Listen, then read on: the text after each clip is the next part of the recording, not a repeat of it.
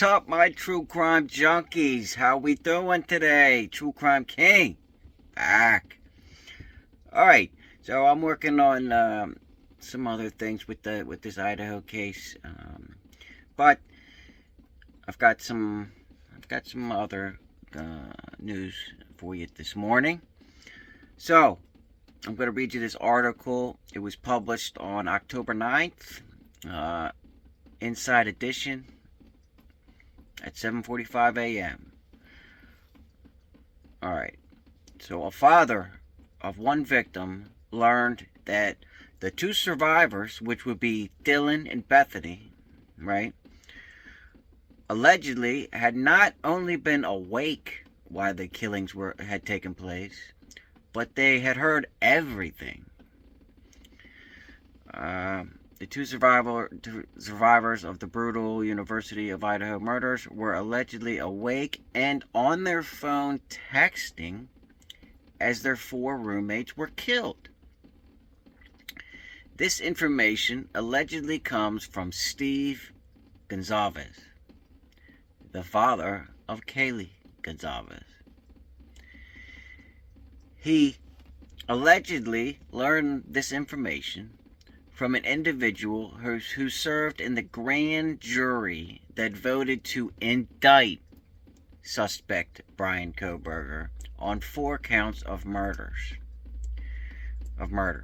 So, Steve learned this information that Dylan and Bethany were awake texting and heard everything that was going on from an individual who voted to indict Kohberger on the murders. So that means this person believed Kohberger was guilty. Okay. Yet Steve had been told that the two survivors allegedly had not only been awake. More astonishingly, his grand jury sources alleged that the two girls had been texting one another as the murderer methodically went from one room to the next. So Steve Gonzalez is saying that Dylan and Bethany were actually texting each other while the murders were happening. Oh, this doesn't really mean anything.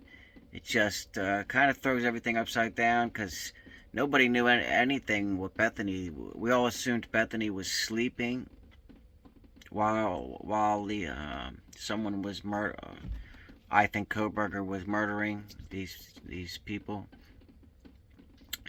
And nobody thought Dylan,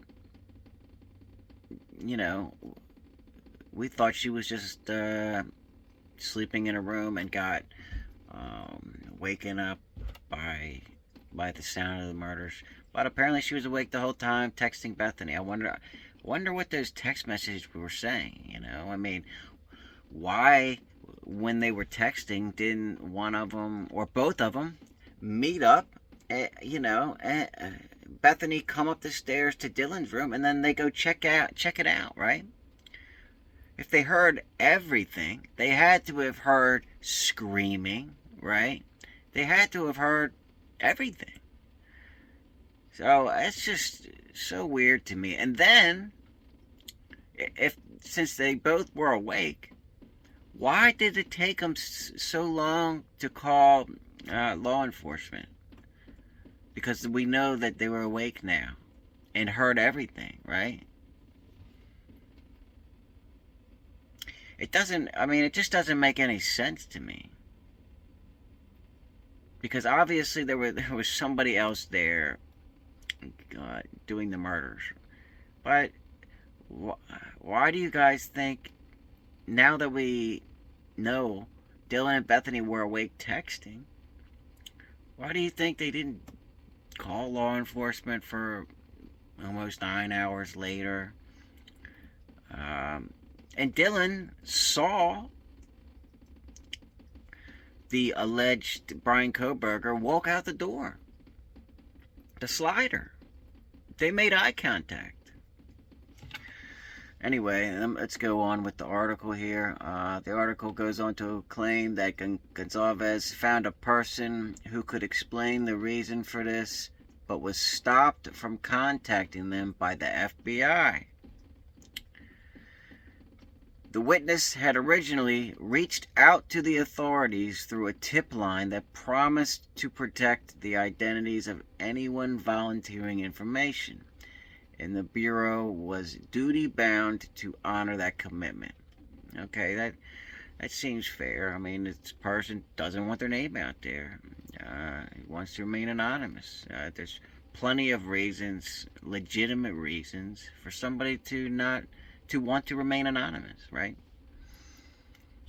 The letter went on to make clear with an intimidating force the fact that Steve was the father of one of the victims, gave him no dispensation from the legal consequences that accompany tampering with a government witness. Okay, so, yeah, it's a government witness. It is what it is. Inside Edition is unable to confirm any of this information with police or prosecutors due to the gag order that prohibits them from speaking publicly about this case. There's a gag order, guys. Remember this.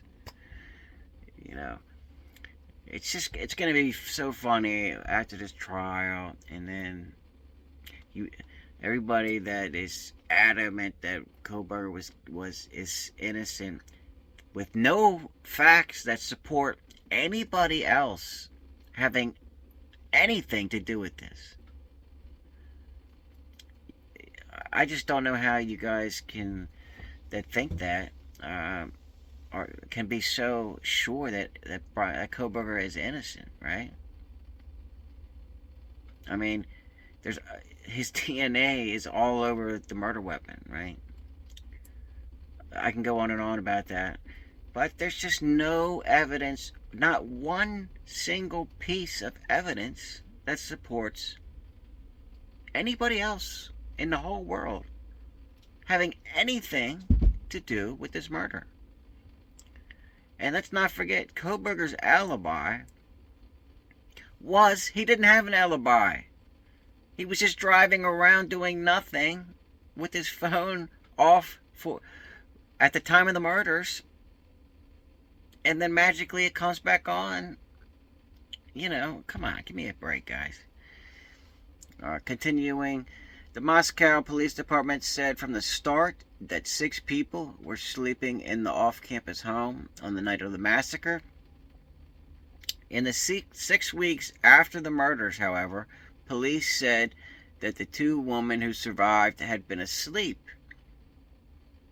The information appeared in the daily updates that were handed out to the public and press prior to the arrest of suspect Brian Kohberger.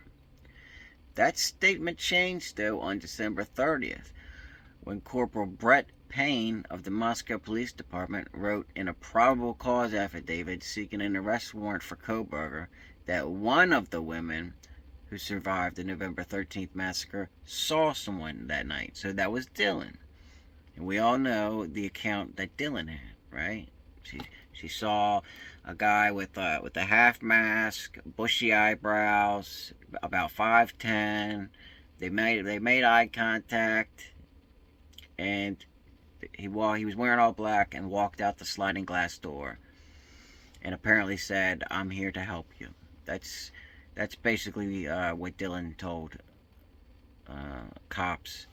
But that's all the public knows, right? Again, there's a gag order. The police cannot speak publicly about this case. They have a lot more stuff that we don't know. All right, drip drop. The MPD update released to the press and public on November 20 reads, detectives believe that on November 12th, the 2 surviving roommates had also been out in the Moscow community separately, but returned home by 1 a.m. on November 13th. The two did not wake up until later that morning. That information is included as part of the investigative timeline in every subsequent release put out by the MPD until December 20th, at which time the timeline is no longer included as part of the daily update. 10 days later, Payne stated in his affidavit that one of the surviving roommates was not only awake, but possibly an eyewitness in the case. Dylan Mortensen described the figure as 5'10" or taller, so 5'10" or taller, male, not very muscular, but athletically built with bushy eyebrows. The male walked past DM as she stood in a, quote, frozen shock phase, says the probable cause affidavit. The male walked towards the back sliding glass door. Dylan locked herself in her room after seeing the male.